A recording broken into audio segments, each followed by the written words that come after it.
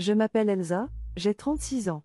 Quand j'ouvre les yeux, la lumière éblouissante du soleil me force à cligner. Je suis allongée sur une plage inconnue, le goût amer du sel dans ma bouche. Tout est flou. Le vent chaud, ponctué d'embruns salés, m'enveloppe comme un rappel brutal de ma survie.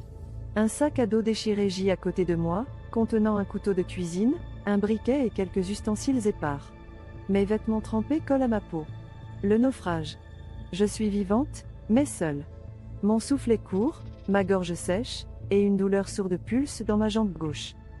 Des images de la tempête me reviennent, brèves et violentes, des vagues colossales, un orage assourdissant, et cette explosion dans la cale. J'étais cuisinière sur un cargo de fret, embauchée à la hâte pour échapper à des dettes. Chaque détail me hante, le chaos sur le pont, les cris des équipiers, l'obscurité écrasante. En quittant la maison, j'avais promis de revenir vite. Ironique. Maintenant, ces promesses me semblent des années-lumière. Je pense à mes parents. Ils dépendent de moi depuis que la retraite de mon père ne suffit plus à couvrir leurs besoins. Leur image s'impose, une routine tranquille dans une petite maison de campagne. Mon frère cadet ? En prison pour vol. Nos contacts sont rares, presque inexistants.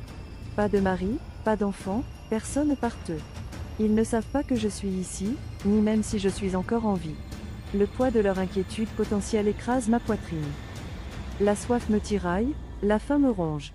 Un filet de sang coule sur mon front, une blessure sans doute causée par un débris.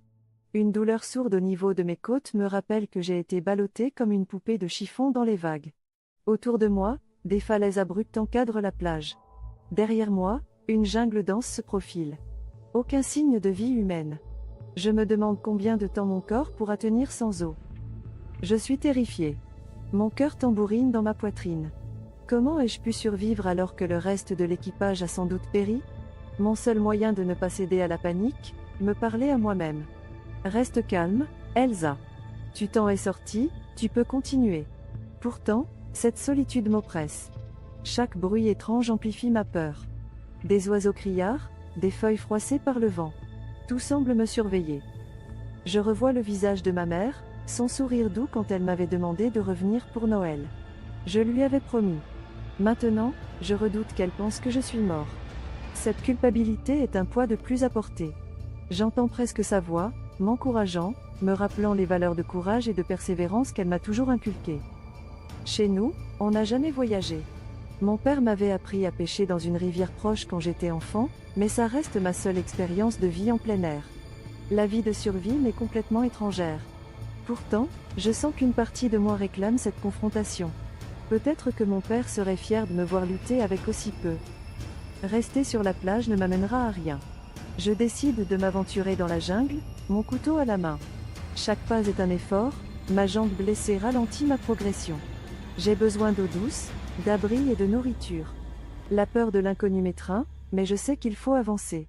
Mon instinct me pousse à bouger, à explorer, à me battre pour ma survie. Avant de partir, je fouille la plage. Je trouve un bidon en plastique fendu, un gilet de sauvetage flottant, et quelques morceaux de corde. Ces objets deviendront mes outils de survie. Avec un baluchon sommaire, je me mets en route. Chaque objet a une utilité que j'essaie d'imaginer. Le bidon, même abîmé, pourrait transporter de l'eau. Le gilet me rappellera que, malgré tout, je peux encore flotter si la situation l'exige. Je crie pour attirer d'éventuels survivants. Rien. Le silence oppressant de l'île me répond. Au loin, je crois apercevoir une silhouette, mais est-ce réel ou mon imagination qui me joue des tours ? Chaque seconde dans cette incertitude me dévore, mais je n'ose pas m'approcher davantage. La jungle est impitoyable. Les branches me griffent, le sol humide me fait glisser. Mon couteau peine à défricher un chemin.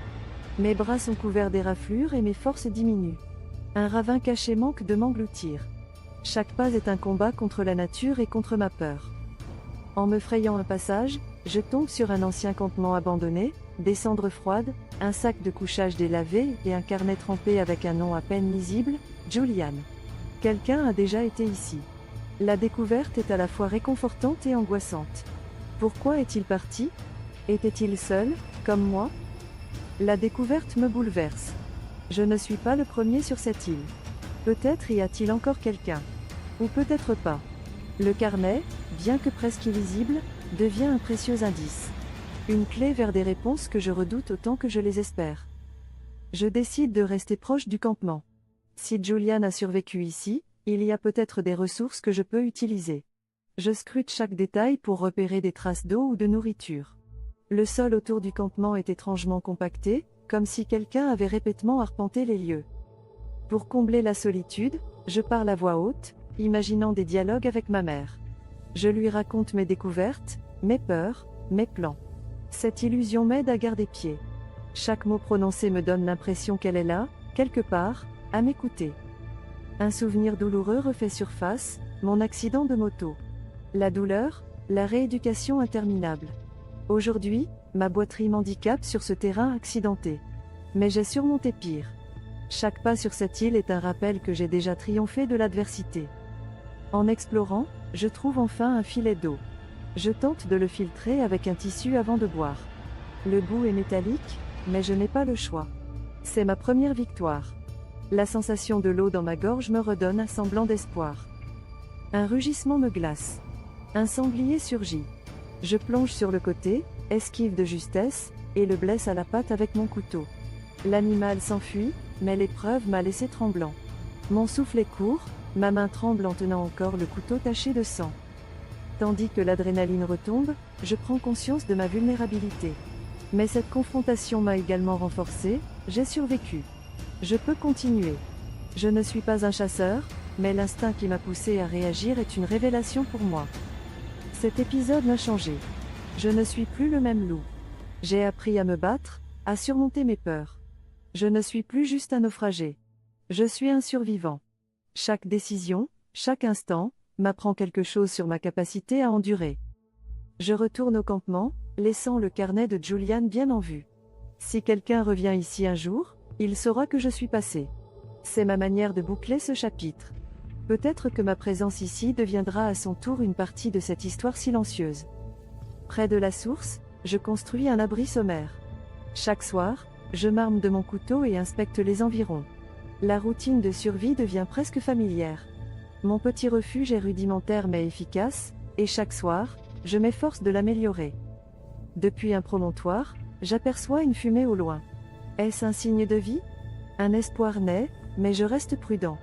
Un jour, je m'y rendrai. Pour l'instant, je m'arme de patience et d'espoir. Alors que je progresse vers la fumée aperçue plus tôt, un bruit de moteur m'arrête net. Je lève les yeux et aperçois un hélicoptère au loin.